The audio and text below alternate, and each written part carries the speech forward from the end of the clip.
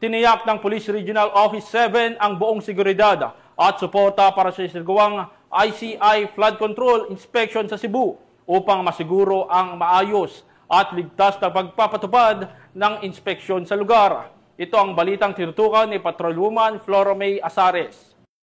Matagumpay na naibigay ng Police Regional Office 7 sa pangunguna ni Regional Director Police Brigadier General Edrico A. Maranan ang komprehensibong security coverage para sa mga miyembro ng Independent Commission for Infrastructure o ICI sa kanilang inspeksyon sa mga flood control projects sa Cebu City, Mandaue City, Talisay City, Compostela at Liloan noong Nobyembre 16 ng taong kasalukuyan. Ang ICI Inspection Team ay pinangunahan ng Chair Justice Andres B. Reyes Jr.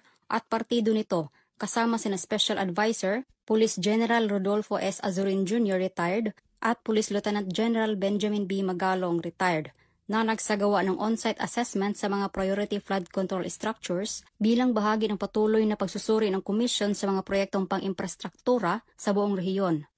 Upang matayak ang kaligtasan at tuloy-tuloy na paggalaw ng mga miyembro ng ICI, ang Pro-7 ay nagtalaga ng mga pangkat ng seguridad sa bawat ruta, mga mobile patrol unit, at mga tagong-tauhan sa lahat ng natukoy na lugar ng inspeksyon. Ang Regional Director ay nag-activate din ng malapit na koordinasyon sa mga kinauukulang local government units at engineering offices para pamahalaan ang site access at mapanatili ang pampublikong kaayusan sa buong operasyon.